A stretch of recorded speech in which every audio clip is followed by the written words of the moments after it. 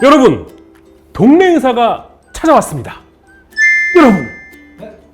안녕하십니까. 야, 오늘 뭐 어마어마하게 많이 모셨습니다. 저희가 이제 의학 채널 동네 의사인데 오늘은 이제 조금 모습을 좀 바꿨어요. 그냥 어디가 아파. 그런데 저도 이제 거의 50살이거든요. 어깨가 그렇게 아파요. 그래서 어깨 통증에 관한 어떤 속풀이 토크 한번 자유롭게 한번 해보도록 하겠습니다. 근데 저 궁금한 거는 우리 워낙 정신과로 소아정신과로 유명하신 선생님께서 혹시 어떻게 이 자리에 오셨는지가 좀 궁금해서요. 저는 오늘 그 정신과 의사가 아닌 환자 역할로 섭외된 김주영입니다. 어깨 수술을 받았기 때문에. 근데 약간 옷도 약간 환자복처럼 그렇게 입고 오셨어요. 예. 어떻게 그렇게 아프셨어요? 어떻게 아프셔서 수술까지 받으신 거예요?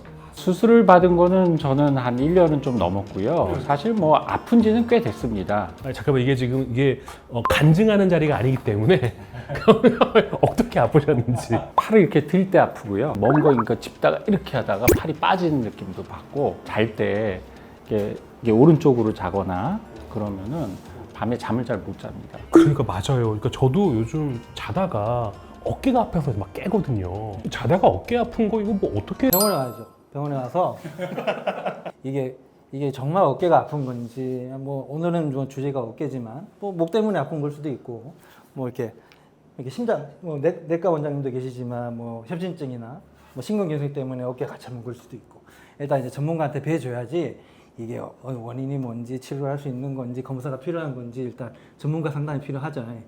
그래서 병원 오셔야 됩니다. 우선은 누웠을 때 이제 어깨가 아픈 이유가, 가장 큰 이유가 이제 누웠을 때 관절 주머니가 면적이 좀 좁아져요. 앉아 있을 때하고 누워 있을 때하고 자세에 따라서 관절 면적이 좀 달라집니다.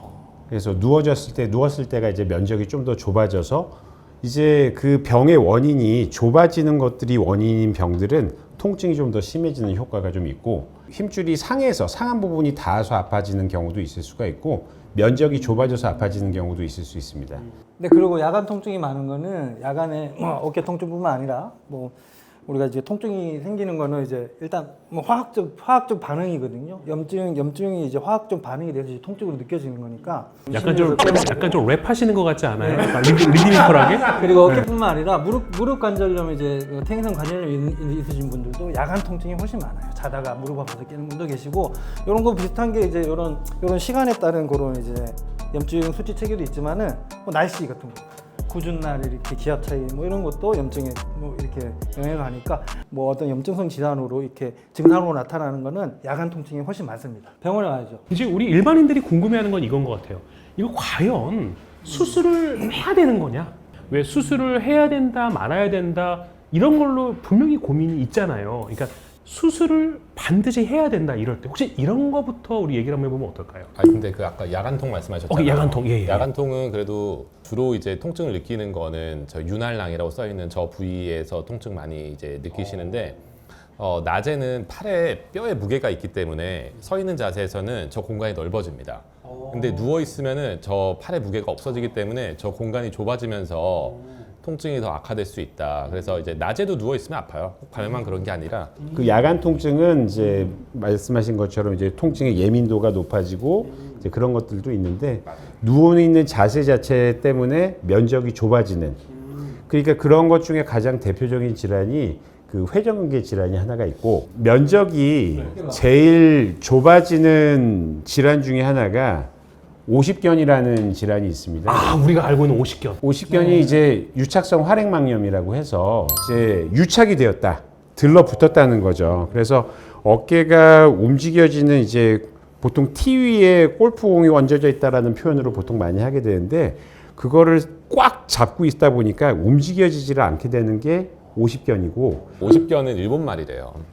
일본 말에서 저는 잘 안 써요. 우리나라 말로는 동결견이라고 하고, 아니면은 유착성 관절낭염 그렇게 부르는데, 이제 더 이상 오십견이 아니다. 근데 환자분들이 다 오십견이라고 알고 있으니까 저 혼자 뭐 유식한 사람처럼 동결견이다 그러면서 이상하잖아요. 제가 요거 썰은 아는데, 오십견이 왜 오십견이냐면은 옛날에 한 50대면 다 사망하셨어요. 맞아. 그때 나왔던 얘기가 오십견입니다. 그러니까 지금 평균 연령이 올라갔기 때문에 정확하게 적절치 못한 질환이지만 그러면 지금으로 따지면 90견이나 100견 정도가 이제 50. 그렇군. 그럼 90견으로 하죠, 우리. 중요한 거는 어깨가 뒤로 안 가지는 것과 뒤로 가는데 아픈 거. 그 두 가지는 다르다는 겁니다. 마취를 하고 있어도 뒤로 가지지가 않는 그런 상태를 말합니다. 동결견은.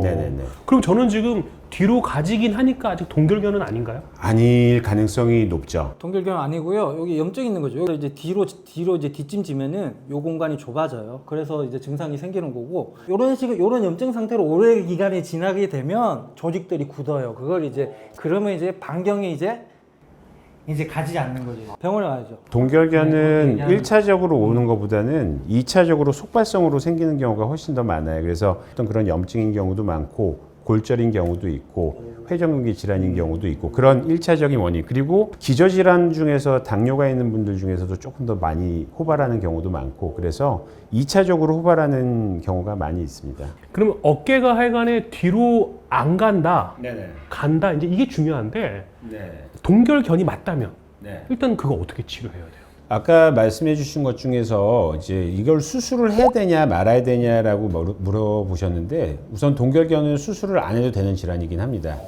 예전에는 수술을 했어요. 이제 마취를 해서 이제 잡아 꺾어서 관절을 강제로 늘려버리는. 요즘에는 이제 약간 풍선 부풀리듯이 조금씩 부풀려서 관절낭을 늘리는 식으로 치료를 해나가게 됩니다. 검사해 보면은 동결견은 어디 뭐 손상된 데는 없어요. 끊어졌거나 그런 데는 없고 힘줄이랑 뭐 관절 주변에 염증이 있거든요. 그리고 관절이 굳어 있거든요. 그래서 염증이 있는 거는 염증 가라앉힌 약을 드리든지 주사 놔드리든지 굳어 있는 거는 운동해야죠. 풀어줘야죠. 그럼 그것도 운동이 되게 중요한. 네, 저는 그래서 스트레칭 운동 많이 하시고 네. 약간 저는 다른 견해인데 같은 뭐 정형외과지만 의견은 조금씩 다를 수 있는 부분들이 있는데 이게 좀 심한 분들은 이게 안 들리거든요. 그러니까 팔이 아예 뒤로 안 가지고 팔이 요 허벅지까지밖에 안 가는 경우도 있어요. 심한 분들. 그래서 그런 분들 스트레칭 하는 거는 거의 고문에 가깝기 때문에 풍선 부풀리듯이 이렇게 조금씩 부풀리는 식으로 주사로 일주일 간격으로 계속 부풀리는 식으로 해서 수동적 관절 운동을 좀 회복시키는 쪽으로. 일단은 처음에는 이렇게 어깨를 편다든지 스트레칭을 과도하게 한다든지 이런 치료는 저는 하지 않습니다. 그리고 먼저 염증을 먼저 잡고 염증이 좀 떨어지면 통증이 확실히 줄어요. 염증 반응이 이제 화학적 반응이 없어지니까. 그러면 이제 굳어 있는 조직을 이제 늘려야겠죠. 스트레칭을 시키는데 절대 아프게 하지 말라고. 우리가 제일 안 좋은 게 뭐냐면 예전에 막 태권도 학원 가면 그냥 다리 찍는 거 있잖아요. 그냥 확 찢어버리는 거.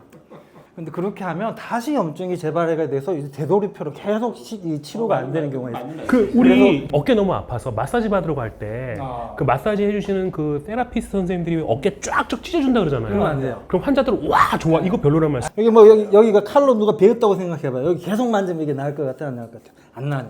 가만히 내버려요. 염증을 이제 자극 주지 말고 조금 하루에 0.1mm라도 좋다. 조금씩 안 아픈 범위 내에서 스트레칭 하시라. 그럼 결국에 다 펴져요. 먼저 결국엔 다 펴집니다. 내가 이게 정말 이게 염증이 있으면 어깨가 아프면 이게 정말 주사가 필요한 건지 아니면 단순하게 스트레칭만 해도 나을 수 있는 건지 아니면 뭐 이런 일상생활 교육만 해서 나을 수 있는 건지 일단 병원에 오셔야 됩니다. 제 병원 오세요. 우리가 이제 아까 전에 우리 정남현 선생님께서 염증이 올라간다는 표현 하셨어요. 근데 일반 환자분들은 이 염증이 전신을 돌아다닌다고 생각을 하거든요. 근데 혹시 내과 전문의 선생님 입장에서 이 염증이 올라가는 거랑 우리가 일반적으로 말하는 염증이 올라가는 거랑 좀 비슷한 개념인가요? 지금 정형외과나 통증학과 선생님들이 말씀하시는 염증은 국소 염증을 말을 하는 거고요. 내과 쪽에서 이제 어깨 염증이 이제 전신 염증이랑 같이 동반되는 질환이 대표적인 게 이제 류마티스 질환들인데, 류마티스 질환으로 어깨 통증을 호소하는 사람이 흔하지는 않는데 있기는 있습니다. 류마티스 질환 갖고 계시는 환자분들의 염증은 처음에 통증은 관절통으로만 발생을 하지만 실제로 그런 분들은 전신적인 염증 질환을 많이 호소를 하고요. 실제로 이제 내과 쪽에서는 국소염증보다는 전신염증 쪽으로 초점을 맞춰서 환자분들을 많이 이해하려고 노력을 하고 있습니다. 정형외과에서는 목 디스크 환자들 같은 경우에는 그 견갑골 쪽으로 해서 이제 연관통이라고 하는 신경통 증상들이 많이 생기는데 내과 쪽에 있는 그런 흉막염, 늑막염 그런 증상하고도 조금 비슷하다라는 그쪽에 염증이 생겨도 그런 식의 통증들이 생겨서 내과 쪽에서는 그런 것들을 좀 뭐 하는 팁 같은 게 있는지 구분할 수 있는 팁 같은 구분할 수 있는 팁은 저희도 환자분들이 증상을 호소할 때 연관통에 대해서 고려를 하기는 하는데요. 우리가 기본적으로 어깨 쪽으로 오는 연관통으로 저희가 이제 가장 많이 생각하는 거는 우측 어깨 쪽으로 통증이 있으면 보통 간이나 담낭 쪽에 1차적인 질환이 있을 수 있고 왼쪽 어깨나 왼쪽 팔 쪽으로 뻗치는 연관통이 있는 경우에는 심장 질환을 이제 어깨 질환은 실제로 어깨를 움직이거나 할 때 통증을 유발되는 경우가 많고 어깨를 움직이든 경추를 그 목 부분을 움직이든 운동과 관계없이 통증이 일관되게 지속된다고 했을 때는 한 번쯤 연관통에 대해서 고려해 보시는 것도 좋을 것 같습니다. 실제로 어깨 통증이 아닌데 어깨가 아프다고 느껴요. 근데 그런데 그게 어깨가 아니라 다른 원인일 수 있다. 예. 네, 목에서 오는 걸 수도 있고. 근데 이제 사실 1차적으로 그거를 감별해야 될 건 어떻게 보면 이 세 분의 역할이 제일 중요할 것 같은데. 그렇죠? 그럼요. 병원에 오셔야죠 일단. 네. 저희 병원 오시면 다 감별해 드립니다. 오세요.